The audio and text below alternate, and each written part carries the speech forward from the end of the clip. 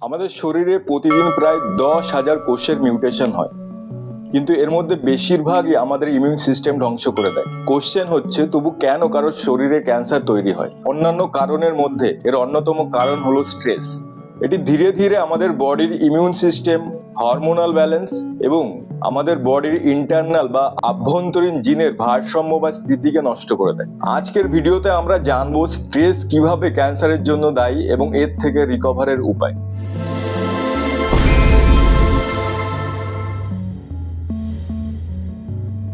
Stress শব্দটির সাথে কম বেশি সবাই আমরা পরিচিত, কিন্তু আসলে স্ট্রেস কি? স্ট্রেস হলো আমাদের শরীরের আভ্যন্তরীণ একটি প্রতিক্রিয়া যে কোনো বাইরের অস্বাভাবিক পরিস্থিতির উপরে।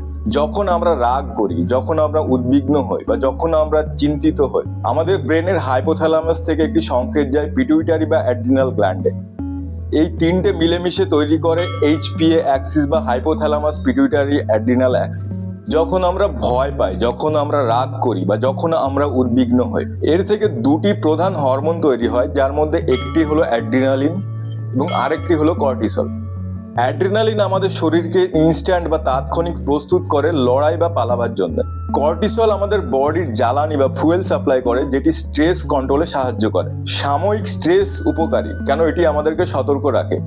কিন্তু এই স্ট্রেস যখন দিনের পর দিন, মাসের পর মাস, বছরের পর বছর দীর্ঘস্থায়ী হয়, তখন এটি আমাদের কোষ, ইমিউন সিস্টেম এবং ডিএনএ পর্যন্ত ক্ষতিগ্রস্ত করে। ক্রনিক স্ট্রেস হলো দীর্ঘমেয়াদী মানসিক চাপ।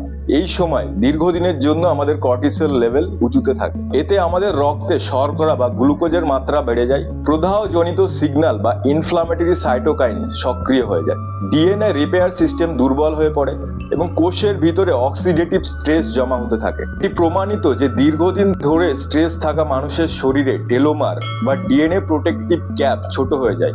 এর ফলে কোষগুলি দ্রুত বয়স্ক হয়ে যায় এবং মিউটেশন সহজে হয়ে যায়। অর্থাৎ আপনি যত স্ট্রেসে থাকবেন, আপনার কোষগুলি তত দ্রুত ক্ষতিগ্রস্ত হবে। স্ট্রেস আমাদের শরীরের ভিতরে একটি অদৃশ্য আগুন জ্বালায়, যাকে বলে ক্রনিক ইনফ্লামেশন। এর ফলে আমাদের রক্তে interleukin 6, tumour necrosis factor alpha, C reactive প্রোটিনের মতো কেমিক্যালসের মাত্রা বাড়ে। এই ইনফ্লামেশন বা প্রদাহ শুধুমাত্র বোন বা হাড় বা জয়েন্ট নয়, এটি শরীরের কোষে কোষে ছড়িয়ে পড়ে, ডিএনএ ক্ষতিগ্রস্ত করে এবং ক্যান্সার তৈরির আদর্শ পরিবেশ তৈরি করে। বিশেষত প্রোস্টেট, ব্রেস্ট এবং কোলোরেক্টাল ক্যান্সারের সৃষ্টির জন্য ইনফ্লামেশন অনেকটা দায়ী। অর্থাৎ স্ট্রেস মানে শরীরের এক অদৃশ্য ক্যান্সার ফার্নেস জ্বালানো। ইমিউন সিস্টেম হলো আমাদের ক্যান্সার প্রতিরোধের প্রাকৃতিক আর্মি। প্রতিদিন হাজার হাজার ক্যান্সার কোষের সৃষ্টি হলেও ন্যাচুরাল কিলার সেল বা সাইটোটক্সিক টি সেল সেগুলিকে ধ্বংস করে দেয়। কিন্তু ক্রনিক স্ট্রেস বা দীর্ঘদিনের স্ট্রেস এই আর্মি সিস্টেমকে দুর্বল করে দেয়।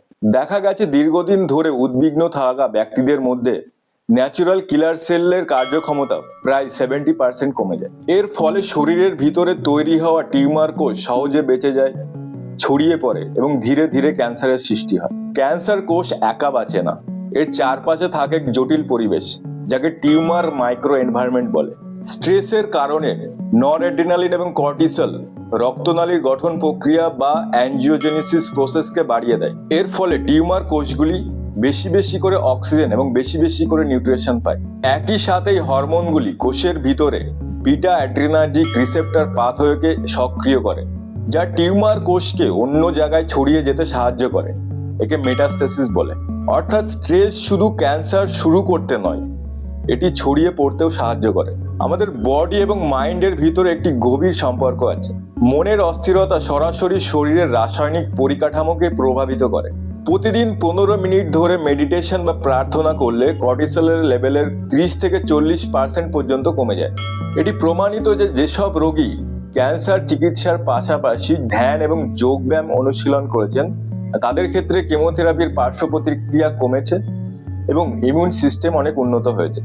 অর্থাৎ মন শান্ত থাকলে কোষও শান্ত থাকে, এটি সায়েন্টিফিক্যালি প্রুভ। এখন প্রশ্ন হলো, এর থেকে মুক্তি পাবার বা ওভারকাম করার জন্য আমাদের কি কি করণীয় আছে। 1 নম্বর, ঘুম। প্রতিদিন অন্তত 7 থেকে 8 ঘন্টা এফিসিয়েন্ট ঘুম।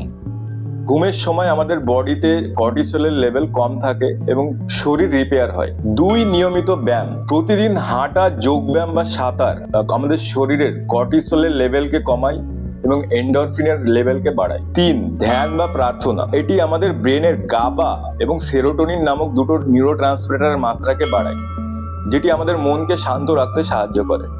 4, সামাজিক সম্পর্ক বজায় রাখা। বন্ধু বান্ধব এবং পরিবারের সঙ্গে যোগাযোগ রাখলে মানসিক শক্তি বাড়ে। 5, প্রকৃতির সঙ্গে সময় কাটানো, যেমন পার্কে হাঁটা, গাছ লাগানো এবং প্রকৃতির শব্দ শোনা আমাদেরকে মানসিক আরাম দেয়। 6, শ্বাস প্রশ্বাসের ব্যায়াম। ধীরে ধীরে বা গভীরভাবে শ্বাস নেওয়া আমাদের ব্রেনের অক্সিজেন সাপ্লাইকে বাড়ায় এবং স্ট্রেসকে কমায়। 7, পজিটিভ চিন্তা। পজিটিভ চিন্তা আমাদের মাইন্ডকে পুনর্গঠন করতে সাহায্য করে। 2018-এর 26টি রিসার্চে স্ট্রেসফুল লাইফস্টাইলের সাথে ব্রেস্ট ক্যান্সারের বৃদ্ধি পেতে দেখতে পাওয়া যায়। 2021 সালে 26,000 পেশেন্টের উপরে স্টাডি করে দেখতে পাওয়া যায় স্ট্রেস জনিত ভয় এবং উদ্বিগ্ন ক্যান্সারের পুনরাবৃত্তির ঝুঁকিকে বাড়াতে পারে। স্ট্রেস হরমোন গ্লুকোকর্টিকয়েড ক্যান্সারের কোষ বিভাজন এবং মাইক্রো এনভায়রনমেন্ট তৈরিতে সাহায্য করে। স্ট্রেস মানে শুধু মানসিক ক্লান্তি নয়, এটি শরীরের ভিতরে এক রাসায়নিক যুদ্ধ। এটি হরমোন, ইমিউন সিস্টেম এবং কোষের স্তরে গভীর প্রভাব ফেলে। মনে রাখবেন, আপনার প্রতিদিনের মানসিক অবস্থা নির্ধারণ করে আপনার কোষের ভবিষ্যৎ। তাই মনকে যত্ন করুন, ঘুমান, হাসুন, কারণ হয়তো এই ছোট ছোট অভ্যাসগুলি ক্যান্সারের বিরুদ্ধে আপনার সবচেয়ে বড় অস্ত্র। দেখা হচ্ছে নেক্সট ভিডিওতে। ততক্ষণ সুস্থ থাকবেন এবং সুস্থ রাখবেন।